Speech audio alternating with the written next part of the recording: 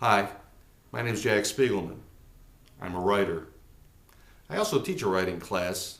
I teach a high school honors class here in Los Angeles. And I have some good students, very talented. Now in the class we use a text.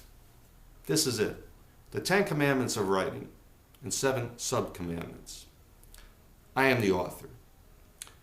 It's a short book, but in my opinion, in writing, shorter is always better.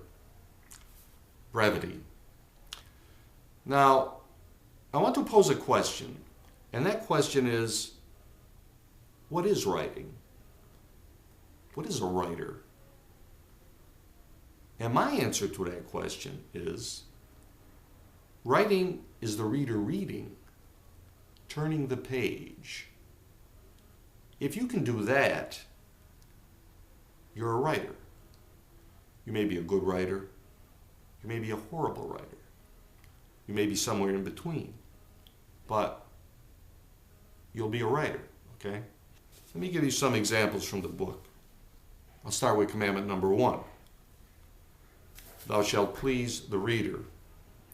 Another way of saying that is the reader is a busy dude, okay? There are a lot of other things the reader could be doing than to read what you are writing, you know? He isn't going to do it because you want him to, because you are you, you know? Because you are the writer writing it. No. You have to figure another way to engage the attention of the reader. Commandment number 3. Thou shalt edit ruthlessly. Writing begins with the sentence. The sentence is the basic unit of writing. Okay. Now, George Orwell, who was more famous for his novels, 1984 and Animal Farm, but he was also a great essayist, and he wrote a piece called Politics and the English Language. And in that essay, he said an interesting thing. He said, you can write a book in a month, but a decent sentence is the work of a lifetime.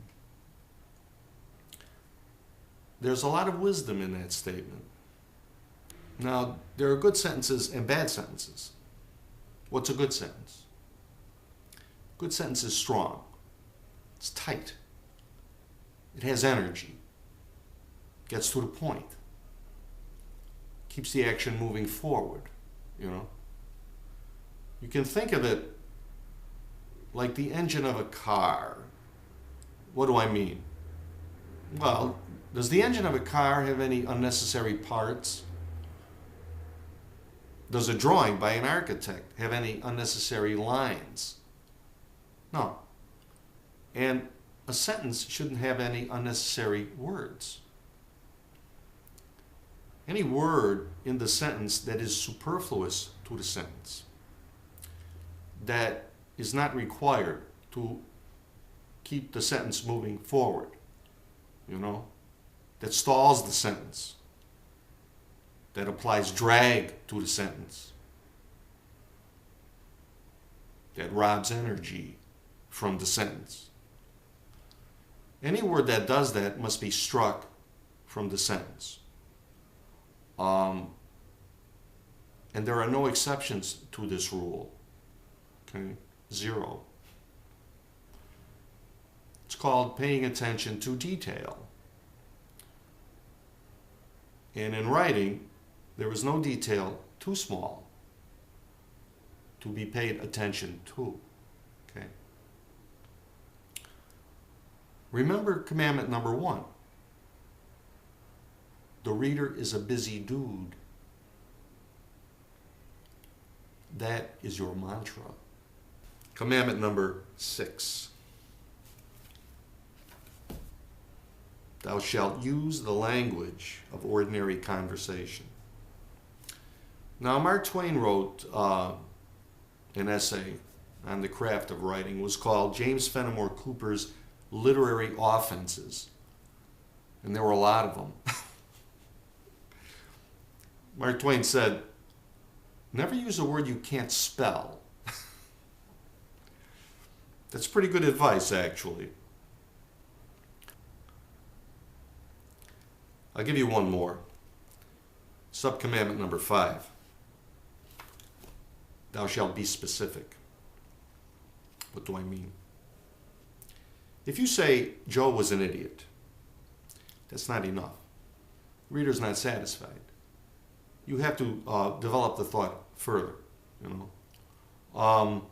If I said Joe was an idiot, then I would say something like, he's an idiot because his father was an idiot. And the apple doesn't fall too far from the tree, okay? In Joe's case, it didn't roll one time. That's what I mean by being specific.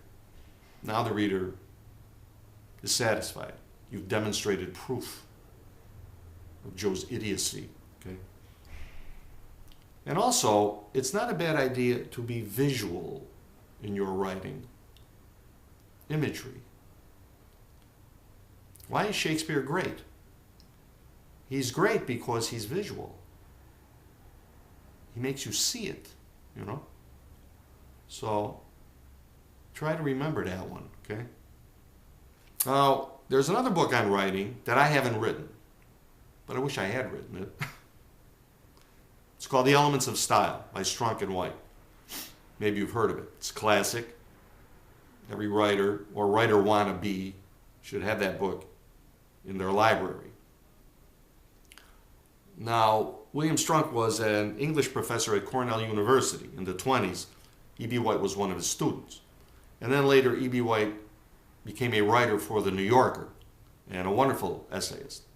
And at some point, he decided to revise The Elements of Style, and he wrote a preface for the book. And I want to read something from that preface because it relates to what we've been talking about here. Okay? This is what he said.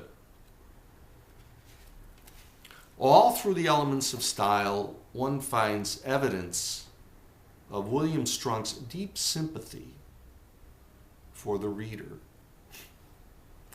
Will felt the reader was in trouble most of the time, floundering in a swamp, and that it was the duty of anyone attempting to write English to drain the swamp quickly and get the reader back up on dry ground, or at least to throw him a rope. It's pretty good.